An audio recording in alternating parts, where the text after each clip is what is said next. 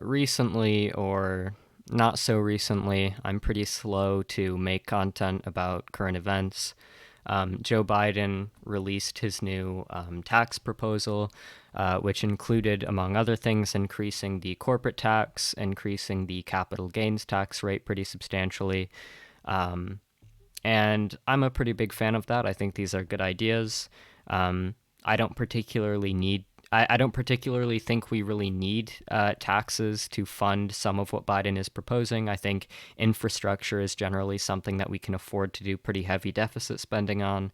But I mean, generally these taxes are things that I'm in favor of.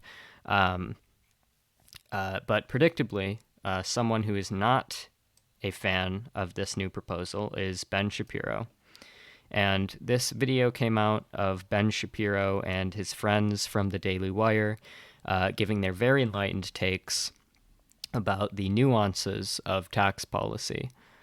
And as I'm sure you can infer from that brief description, this was a very painful 2 minutes to sit through.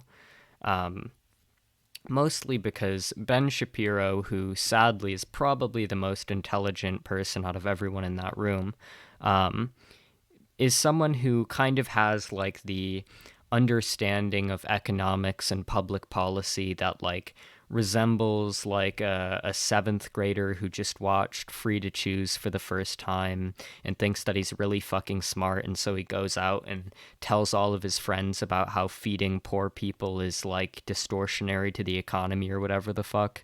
Um, but yeah, this was a pretty bad video, so I'm just gonna play like the full 2 minutes, and then I'm going to basically respond to everything that was said. I was screaming at the television when he's talking about taxes because what he is saying is so obviously asinine. When he says that rich people don't pay their fair share in this country, that is just an abject, disgusting lie. It is a lie. The top 10% of income earners in this country pay all net taxes, not some of the net taxes, all of the net taxes, because net taxes are defined as what you pay into the government minus what you get back from the government. So if you get back from the government more than you paid in, this means that you were not a person who paid net taxes into the government.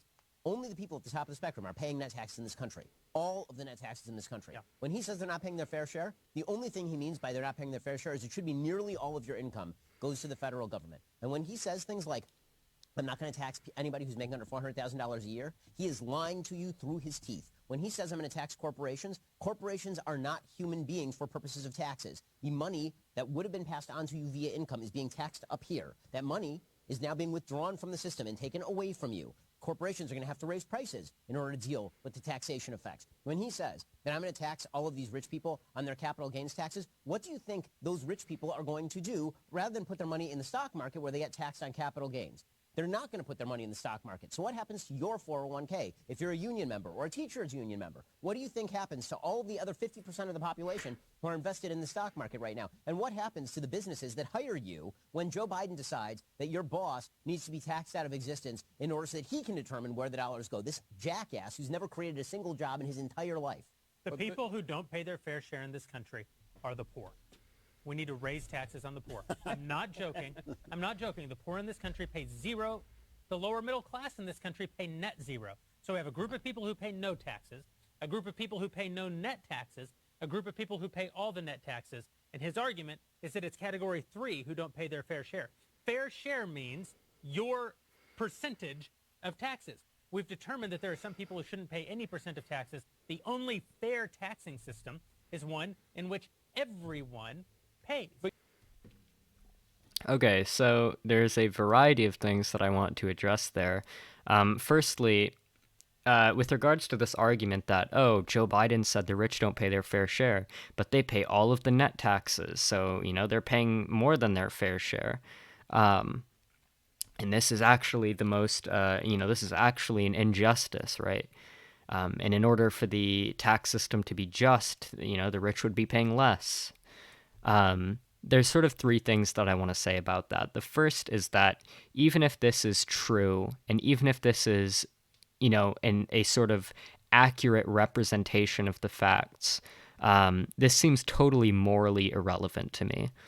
Because when we talk about what is the most just or moral tax system, to me, the only coherent way to conceptualize that is by talking about which tax system would lead to the best outcomes for the country as a whole.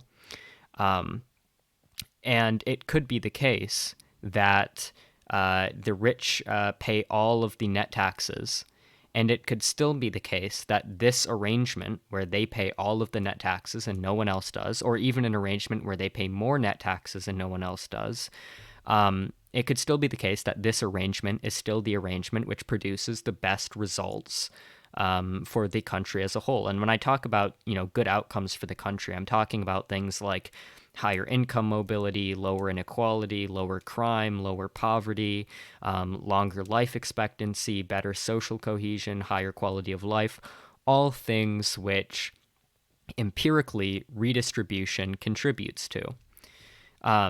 So it just seems very silly to say, oh, none of these actual real world consequences matter. What we should be concerned with is this totally arbitrary metric of, who's paying the net taxes.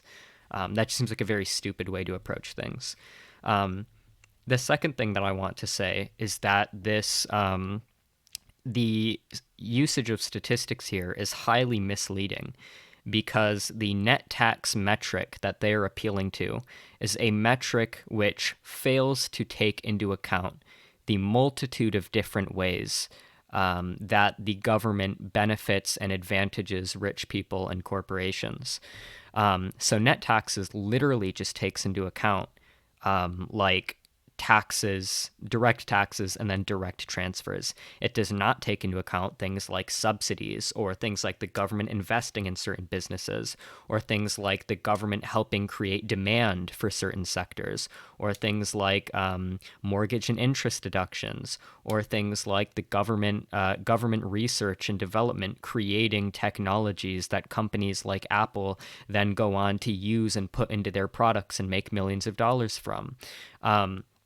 I'm reading a really compelling book called The Entrepreneurial State by Mariana Mazzucato right now. And she talks a lot about the multitude of different ways in which the government benefits companies in the private sector. And this isn't necessarily a bad thing, but it is absolutely something that exists. And so to pretend like we can properly account for that through this narrow metric of just looking at taxes and transfers is very very silly.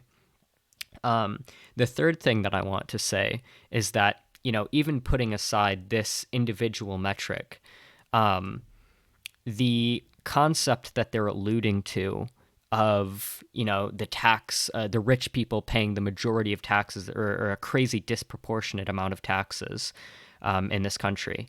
That is true, but the response to that is, no shit, rich people pay a disproportionate amount of the taxes because they have all the fucking money, right? What they're appealing to is tax progressivity, but tax progressivity as a metric doesn't actually tell us that much, because it can largely just be reflective of pre-tax inequality.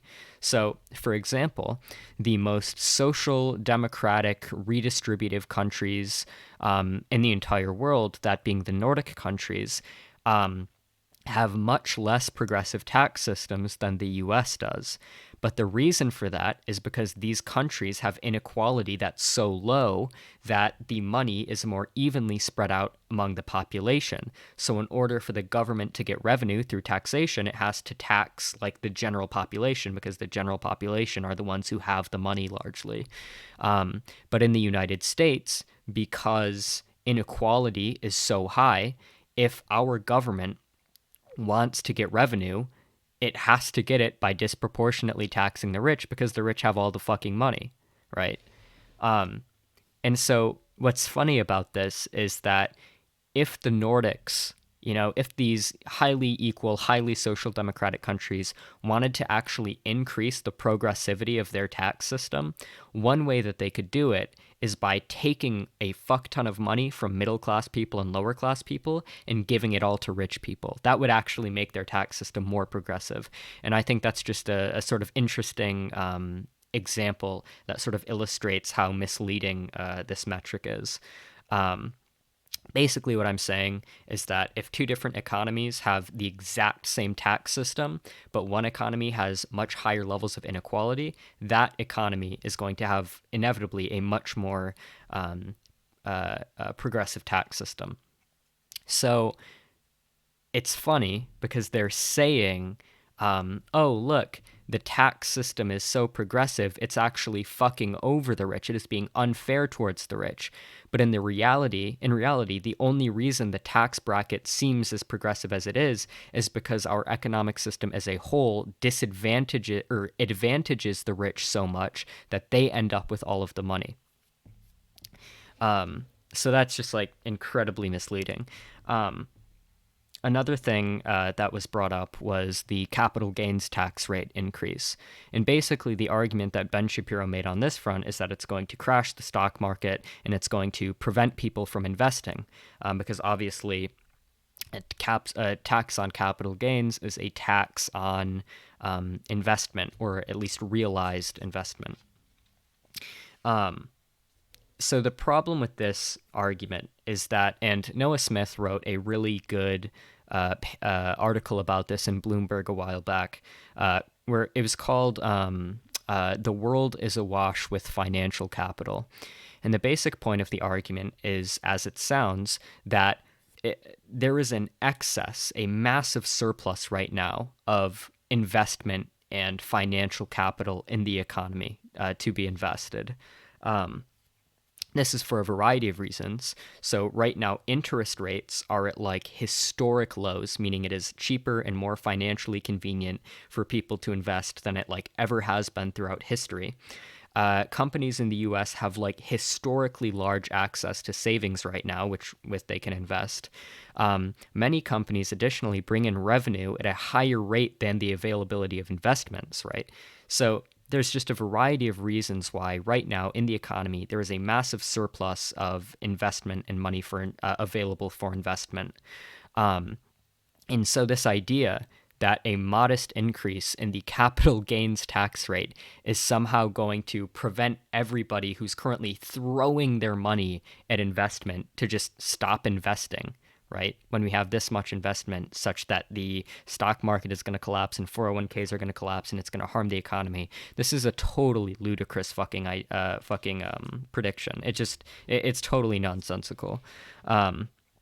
Additionally, we actually have data on, we don't have data on or at least that I'm aware of, or any comprehensive studies on the effects of the capital gains tax rate on investment. But we do have a study on the dividend tax rate and the impact of that on investment. And the reason I bring this up is because the dividend tax is very similar to the capital gains tax. And so experiments in the former can be indicative of what's likely to happen when we increase the latter. And as usual, this study is like 60 pages long. I'll link it in the description if you want to look at it more in depth. But I'm just going to read from part of the abstract. This paper tests whether the 2003 dividend tax cut, one of the largest reforms ever to a U.S. capital tax rate, stimulated corporate investment and increased labor earnings, using a quasi-experimental design in U.S. corporate tax returns from 1996 to 2008. I estimate that the tax cut caused zero change in corporate investment and employee compensation. So, based on experiments with a tax rate that is very similar to the capital gains tax rate, we can see that decreasing the capital gains tax rate has not actually increased corporate investment, right? Which tends to suggest that if we increase the capital gains tax rate, it is not going to substantially harm investment. Additionally, so another point that was made is that it's going to tank the stock market. This just doesn't seem to be true empirically. So there have been three recent stock market, or three recent opportunities through which we can observe the impact of a capital gains tax hike on the stock market. There was one in 1987, there was one in 1988, and there was one in 2013. In each case, equities stumbled before the tax hikes were enacted, but outperformed afterwards. So there was no disastrous impact of capital gains tax hikes on the stock market. In fact, after it was announced that Biden was going to unveil his capital gains tax hike, the stock market swooned, or stock prices swooned initially, and then literally surged and recovered the next day. So this doesn't seem like a very plausible narrative that the capital gains tax rate is going to destroy the stock market. And largely the reason why capital gains tax hikes are unlikely to, harm stock prices substantially is because capital gains tax rates only apply to you when you sell your stock, right? When you actually realize the capital gains on an investment. This actually can incentivize investors not to pull money out of the stock market because that's the only way the tax is actually going to apply. And so stock prices are unlikely to be substantially harmed.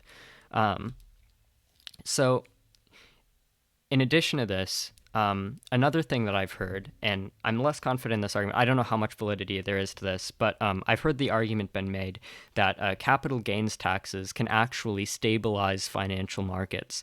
And they do this by discouraging overtrading, right? They discourage short-term trading, like things like day trading and speculation and similar activities, which basically, these kinds of activities make the stock market function more like an actual casino than like a long-term rational allocator of investment.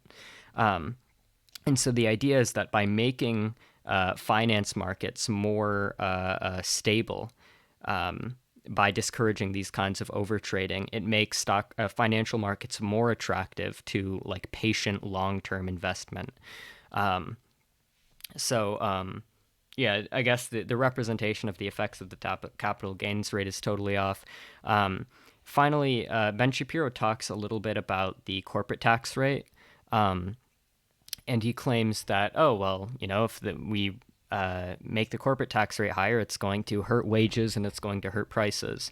The problem is the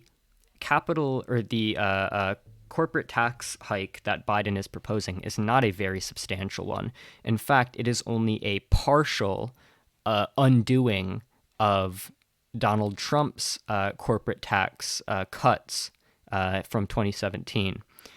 And so the question then we should ask is, okay, well, if we want to know whether or not undoing these tax cuts is going to harm wages and prices, we have to ask the question, okay, well, did doing these tax cuts in the first place at all decrease prices or increase wages? And the answer is just no, right? Like you can go and you can look at the data, look at wages. If you can look at like the FRED website or whatever, you can look at data on wages and prices from like 2010 to 2020. There's the Trump corporate tax cuts did not do anything to alter the trend on either of these metrics. So it's like, I guess if Ben Shapiro wants to make the argument that, doing these tax cuts in the first place didn't lead to any of these metrics changing, but somehow undoing them is going to massively cause like fluctuations in these same metrics, he can, I guess, make that argument if he wants to, but I don't think that is a very plausible narrative. Yeah, that's basically all I had to say about that. I think I covered everything that was said. Yeah. I want to give an obligatory shout out to my $10 patrons, that being Alex, Daniel, Benny, Isocratic, Liam the Commie, Hate Corruption, CEO of Market Socialism, Zero, Raven, and other Alex. Thanks to everybody who funds me. If you're interested in funding me and gaining access to very semi-frequent essays that I write about politics and shit, you can click the link in my description and become a patron.